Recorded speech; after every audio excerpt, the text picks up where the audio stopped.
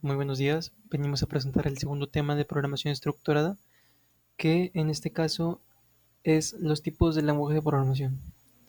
Bueno, los integrantes del equipo son Jeremy Ríos Pérez, su servidor Alan Arturo Castellón Rodríguez, Daniel García del Ángel e Iram Saúl Rivera García.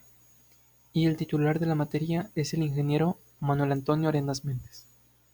Bueno, primero que nada les voy a mostrar el índice para que observen todos los temas que se van a abordar en la materia, o en este caso en la exposición. Y bueno, si quieren verlo con más detalle pueden parar el video. Comenzaré presentando la introducción sobre qué es un lenguaje de programación. Un lenguaje de programación es un lenguaje formal o artificial, es decir, un lenguaje con reglas gramaticales bien definidas que le proporciona a una persona, en este caso el programador. Esto es muy sencillo. En sí, un lenguaje de programación es el lenguaje que interpreta la máquina, el lenguaje que le permite al programador darle órdenes a la computadora, ya que después la computadora lo va a poder interpretar como pues código binario o lenguaje ensamblador. Continúo leyendo. La capacidad de escribir o programar una serie de instrucciones o secuencias de órdenes en forma de algoritmos, con el fin de controlar el comportamiento físico o lógico de una computadora. A fin de cuentas esto es muy cierto.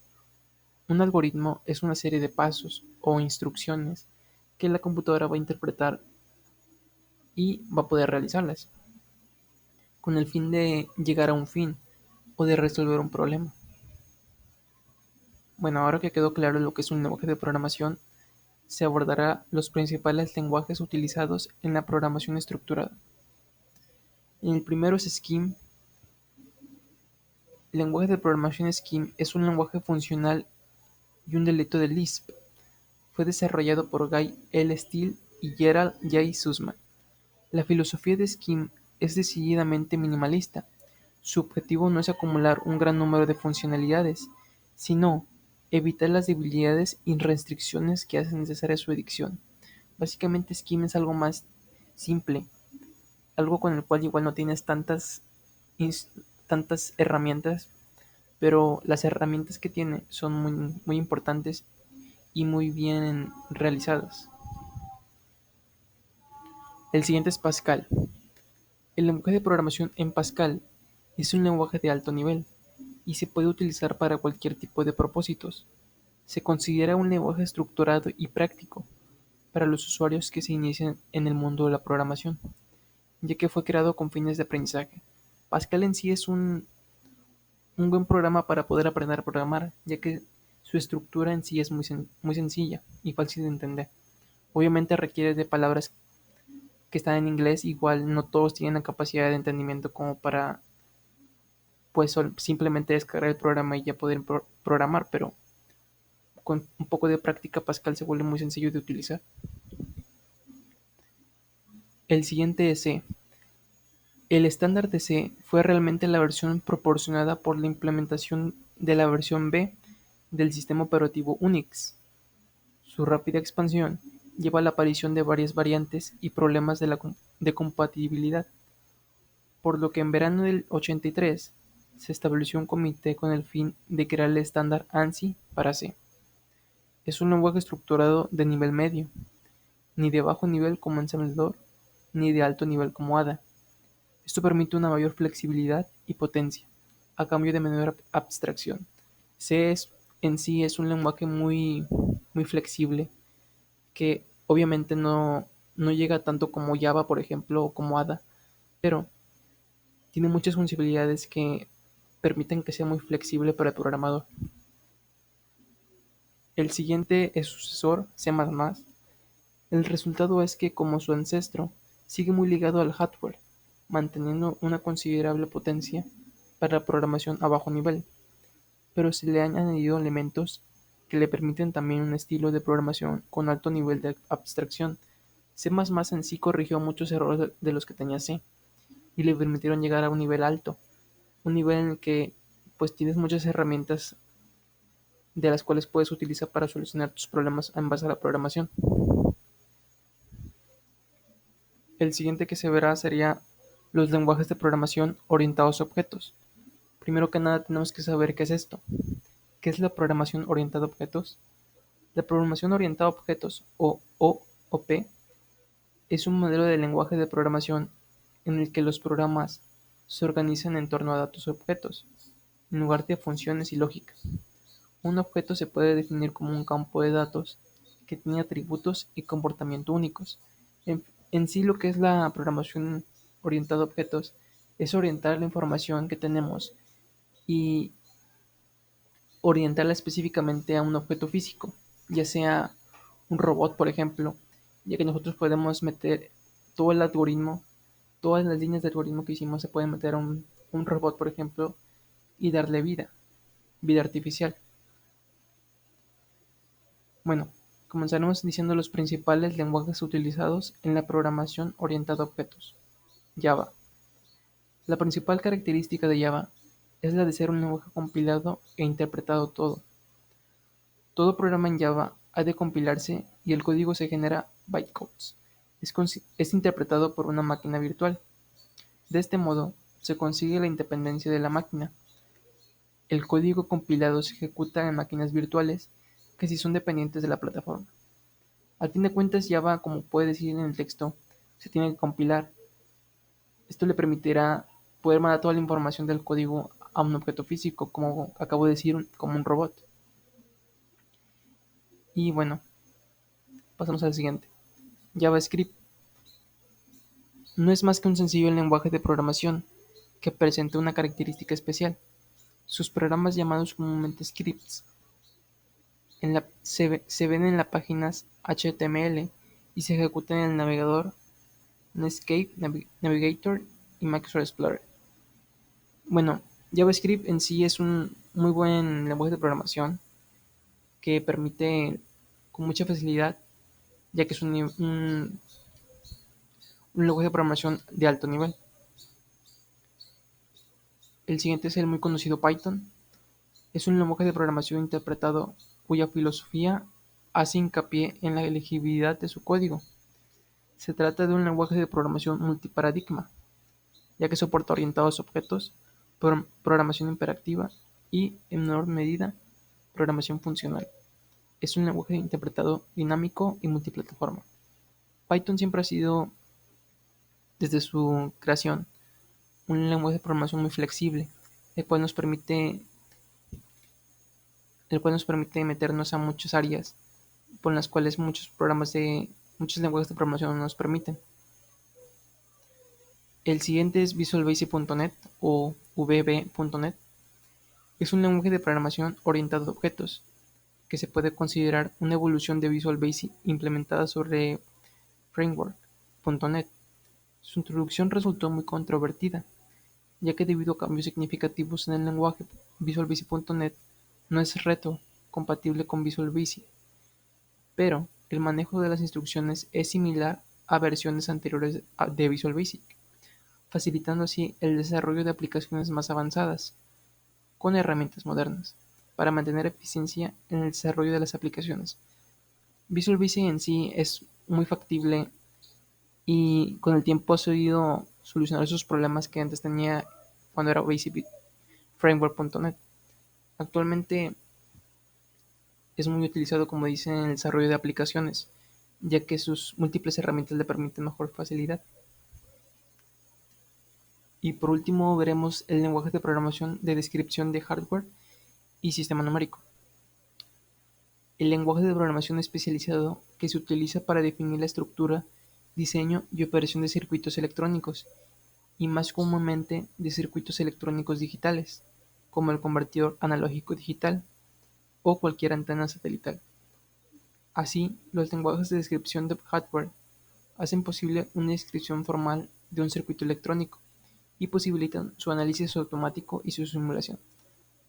Este tipo de lenguaje ya está más enfocado a lo que sería la electrónica y la electricidad, ya que nos facilitan mucho la creación de circuitos electrónicos.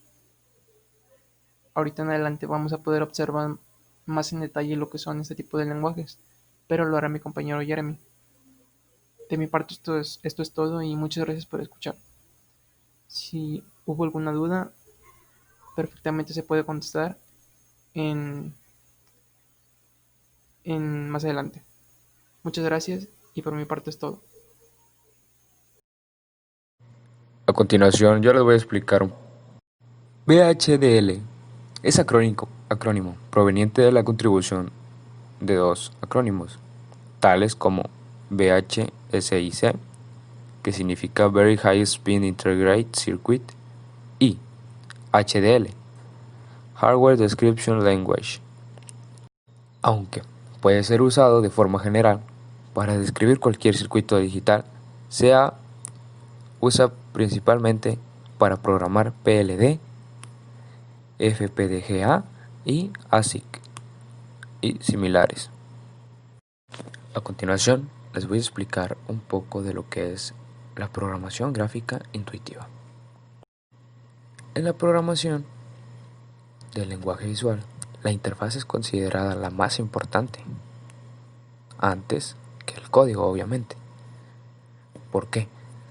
Porque con ella podemos capturar a la persona que está interactuando con esta app o página web.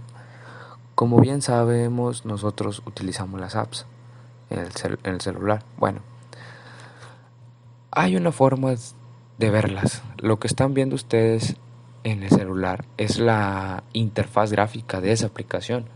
No están viendo los códigos, porque si vieran los códigos fuera algo difícil comprender qué es lo que estamos haciendo, qué opción queremos realizar. En cambio, teniendo una interfaz gráfica con cada uno de esos botones o acciones ya programadas sin necesidad de que nos muestre el código, con solo dar un clic hacemos una acción, a excepción de cuando utilizamos y vemos solo el código en modo consola. A esto se refiere la programación gráfica intuitiva, porque lo que hace es que atrae a la persona para que experimente con esa interfaz y se le facilite aún más la interacción con las aplicaciones o objetos. A continuación les explicaré qué es el lenguaje G, LabVIEW. El lenguaje G de programación, aunque a diferencia de la gran mayoría, no es basado en texto, es gráfico. A través de diagramas es como representas la lógica de tu programa. El lenguaje G es el lenguaje que utilizas para desarrollar programas en LabVIEW. Antes se utilizaban en dos productos de NI, LabVIEW y BrickView. Posteriormente, BrickView se convirtió en un módulo de LabVIEW DSC, y ahora LabVIEW es el único programa que utiliza el lenguaje G. A continuación, les explicaré un poco de cuáles son las herramientas de depuración interactiva. Debido a que el código G gráfico de LabVIEW es fácil de comprender, las tareas de programación comunes, como la depuración, también se vuelven más intuitivas. Por ejemplo, contiene potentes herramientas de depuración para ayudarle a identificar las áreas problemáticas en su código y poder realizar los cambios adecuados. Puedes encontrar dos tipos generales de bugs de software: aquellos que impiden que el programa se ejecute y aquellos que generan malos resultados o comportamientos incorrectos, en los cuales se encuentran arreglar VLSI rotos, al igual que encontrar las causas de VLS rotos, como también arreglar comportamiento incorrecto, entre otros. Ahora, ¿cómo está el rendimiento y paralelismo automáticos? ¿Qué es? Los lenguajes de flujo de datos como LabVIEW permiten paralelizar automáticamente, a diferencia de los lenguajes secuenciales, tales que son C y C++. En ellos contienen información gráfica, la cual te puede ayudar a guiarte para saber en qué partes el código debe de ir de manera paralela. A continuación, tenemos el lenguaje ladder para PLSS. El lenguaje ladder, o mejor conocido como el ladder, también denominado de contactos o de escalera, es un lenguaje de programación gráfico muy popular dentro de los controladores lógicos programables, PLC, debido a que está basado en los esquemas eléctricos de control clásicos. A continuación tenemos los elementos básicos en ladder, los cuales se los voy a leer. Tenemos símbolo, como pueden apreciar, su nombre es contacto NA. Su descripción: se activa cuando hay un lógico en el elemento. ¿Qué representa? Esto es una entrada para captar información del proceso a controlar, una variable interna o bit de sistema. El siguiente es bobina NC. Se activa cuando la combinación que hay a su entrada izquierda da un cero lógico. Su activación equivale a decir que tiene un cero lógico. Su comportamiento es complementario al de la bobina NA. Siguiente, bobina set. Una vez activa, puesta 1, no se puede desactivar, puesta 0, si no es por su correspondiente bobina en reset.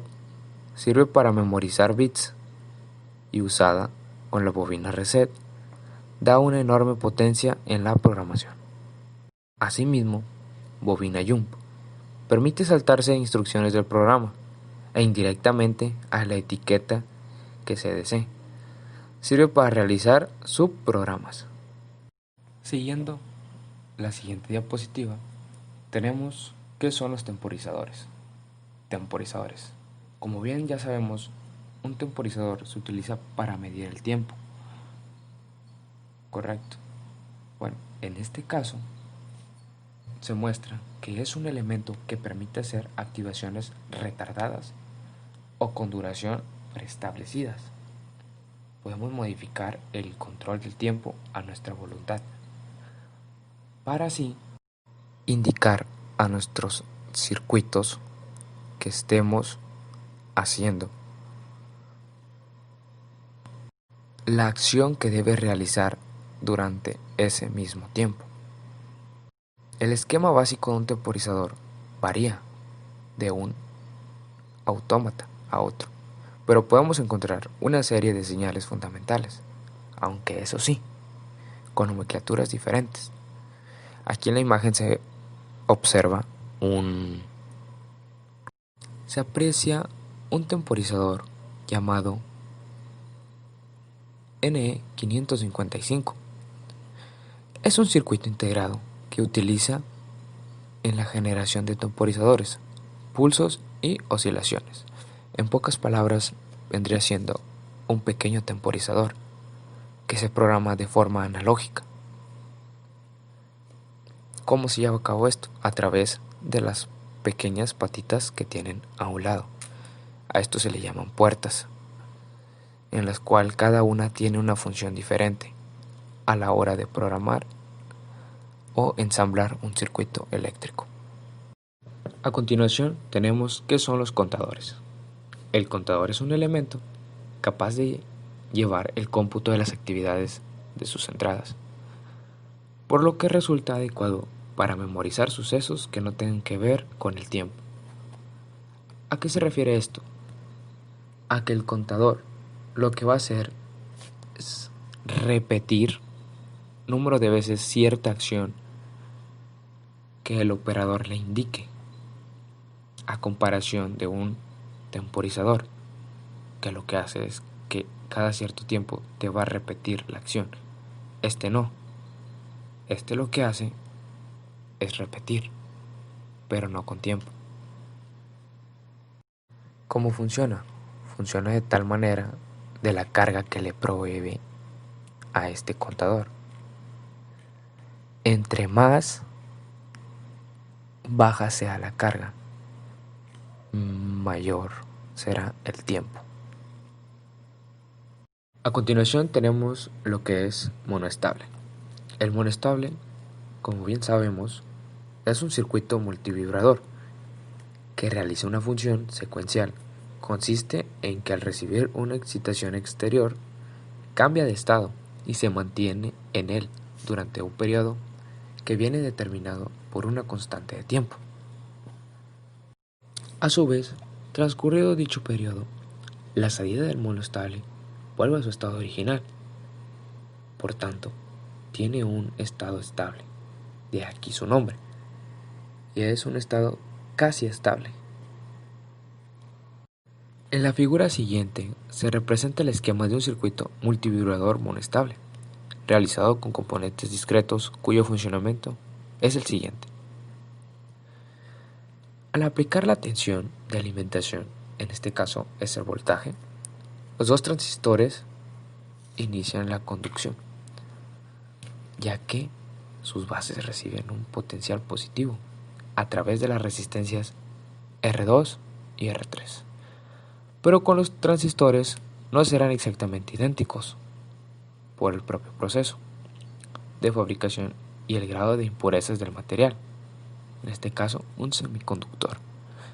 Uno conducirá antes o más rápido que el otro, dependiendo cuál sea la magnitud o capacidad del capacitor. En conclusión, observamos el diferente manejo de los lenguajes de programación, en los cuales van clasificados desde bajo, medio y alto nivel, en los cuales se desarrollan de diferentes formas, ya que cada uno contiene estructuras diferentes. Al igual que también se habla de lenguajes de programación a través de hardware, en los cuales se utilizan para programar circuitos eléctricos a través de forma analógica, en los cuales se utilizan componentes como temporizador y repetidor. En lo que cabe para concluir, todo lenguaje de programación se utiliza para realizar una acción programable, ya sea de forma digital o analógica. Antemano, quiero decirles muchas gracias por su atención, agradezco su preferencia, por estar aquí presentes y escucharnos. Gracias, hasta luego.